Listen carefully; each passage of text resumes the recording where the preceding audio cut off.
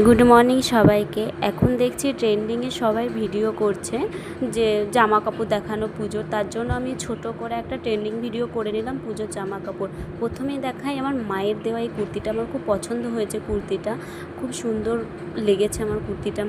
মা যেটা দিয়েছে, এটা দিয়েছে আমার দিদি।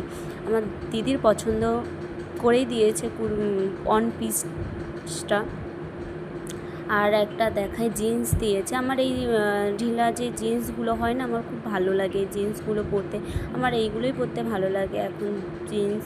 আর একটা টপ আছে, একটা না দুটো টপ আছে, এইটা আমি পছন্দ করেছি টপটা, কিন্তু আমার দিদি টাকা দিয়েছে, আমার দিদিরও পছন্দ হয়েছে টপটা।